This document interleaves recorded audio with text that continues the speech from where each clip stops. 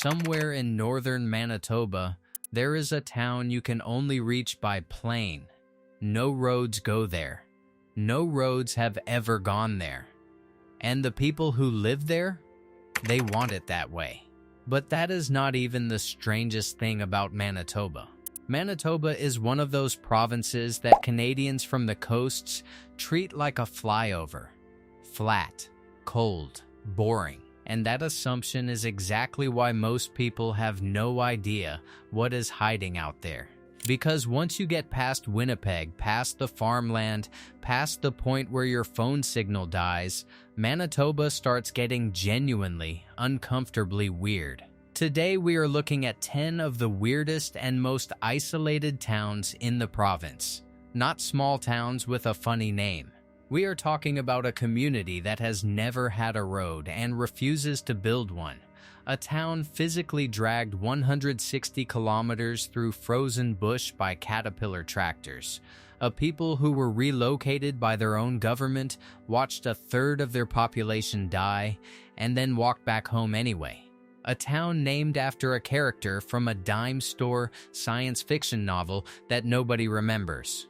Manitoba has ghosts. Manitoba has mysteries. And most of them never get talked about outside the province. Let's change that. Broach. Population 450. Distance from Winnipeg, over 1,100 kilometers. Roads connecting it to the rest of Canada, 0. Everything, food, medicine, building materials, fuel, arrives by air or by winter ice road that exists for only a few frozen months a year. When a child needs emergency surgery, a plane has to come. When weather grounds the planes, the wait becomes something most Canadians in southern cities genuinely cannot imagine. But here is what people miss about Broach. The isolation is not a failure of planning. The Dene people here have lived on this land for thousands of years. The bush is not a problem to be solved. It is home. Broach is not weird because it is broken. It is weird because by every standard of modern Canadian infrastructure, it should not function. And yet it does, stubbornly and quietly, every single day. Churchill, the polar bear capital of the world. Every autumn, polar bears gather on the shores of Hudson Bay, waiting for the ice to form. While they wait, they wander through town. Locals leave their cars unlocked so people can dive inside if a bear appears too close. There is a polar bear jail, an actual holding facility where nuisance bears are kept until the bay freezes and they can be airlifted back to the wild by helicopter. Think about what that sentence means. There is a jail for polar bears, and for a period not long ago, after the rail line collapsed under years of private neglect, Churchill was simultaneously cut off by road and rail. A town of 900 people, alone on Hudson Bay, surrounded by the largest land predators in North America, with no working train. People still stayed. People are still there. Norway House. History kept trying to erase this place. When Manitoba Hydro's massive dam projects flooded northern Manitoba through the 1960s and 70s, Norway House Cree Nation lost thousands of acres of land, wild rice beds, traditional trapping territories, burial grounds going back generations, all of it submerged beneath water held back by concrete built in the South's interest. The government offered compensation packages that Cree leaders decades later described as a fraction of what was lost. One elder put it simply, they took the land, they took the food, and then they offered us money as if that was the same thing. Norway House today has around 6,000 residents. It has roads now and services. What it does not have is the land. That is still underwater. Flin Flon. The only town in Canada named after a fictional character from a dime store science fiction novel. In 1914, a prospector named Tom Creighton discovered ore near the Manitoba-Saskatchewan border. Someone in the expedition was carrying a pulp novel called The Sunless City, whose hero was named Josiah Flintabity Floniton. The name stuck. Flin Flon. The town straddles two provinces so precisely that some streets exist in both simultaneously.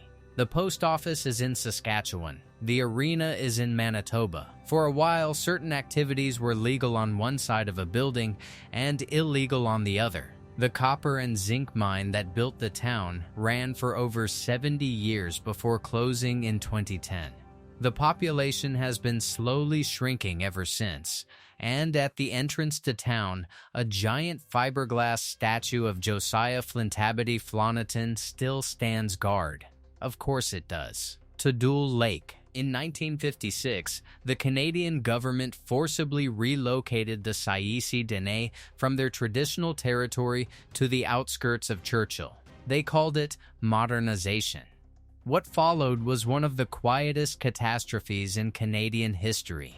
Stripped of their land, their hunting grounds, and their entire way of life, the community collapsed. Poverty, despair, and violence consumed them. Within 2 decades, nearly a third of the population was dead. Then in 1973, the survivors did something extraordinary.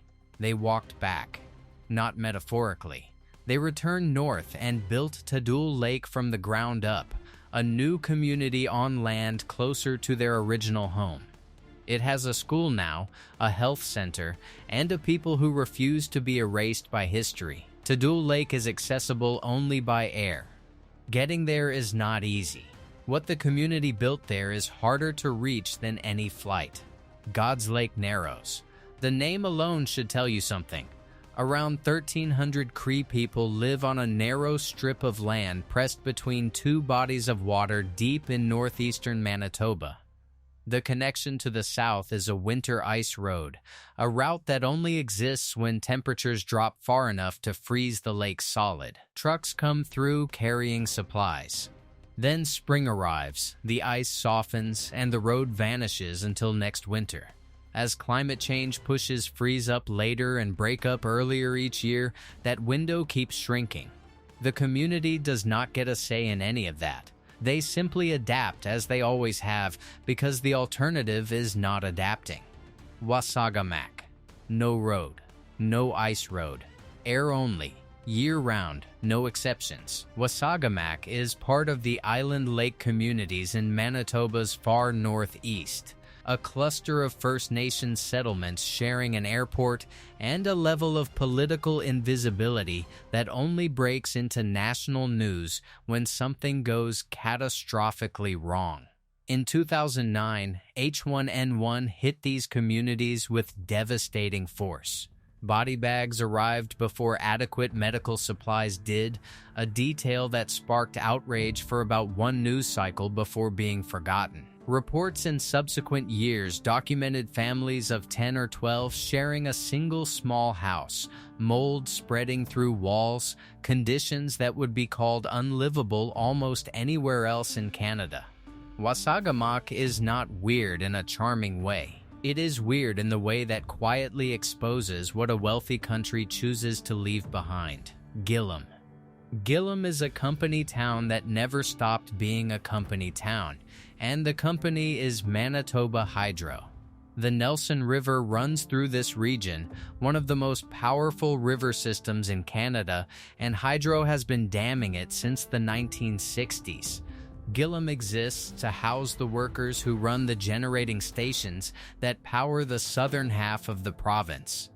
When the massive Kiosk Dam project launched in 2014, the town swelled with construction workers, housing costs surged, and the whole operation became a provincial controversy when costs ran billions over budget. The dam is finished now. The temporary workers are gone.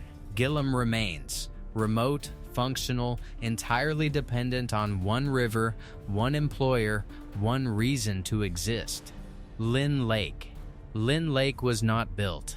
It was dragged. In 1953, Sherritt Gordon Mines discovered a richer ore deposit further north and decided to move their entire operation and the town that served it 160 kilometers through the boreal forest. Houses were loaded onto sleds, buildings were dismantled and reassembled. The whole operation was hauled through frozen muskeg by Caterpillar tractors in the dead of winter. When the mine finally closed in 1976, the slow decline began. The population has dropped from a peak of 2,500 to around 500 today. The streets are still wide, designed for a city that no longer exists. Walking through Lynn Lake feels like wearing someone else's clothes. Everything fits the wrong shape. Shamatawa, connected to the provincial road system by a gravel highway so deteriorated it becomes impassable every spring. The Cree community of around 1,100 people here has been the subject of more government reports, emergency interventions, and national news cycles than almost any community its size in Canada. Solvent-sniffing crises affecting children as young as 5, tuberculosis rates that resemble the developing world, youth suicide numbers that, at various points, ranked among the highest anywhere on Earth. The problems are real and they are severe. But a former chief said something in an interview that stays with you. We are not a crisis. We are a community. We have always been a community. We need to be treated like one. Shamatawa is number one not because it is the most remote or the most dramatic. It is number one because its story forces a question that comfortable Canada would rather not answer. What does it mean to leave people behind and then act surprised when things fall apart? 10 towns, 1 province. All of them proof that the Canada most Canadians know is not the only Canada that exists. These communities were built on ice roads and mine shafts, on government promises that got broken before the ink dried, on a stubbornness that never makes the history books but keeps people alive through winters that would destroy most of us. These are not footnotes. They are not statistics. They are the real Manitoba, and they deserve to be seen.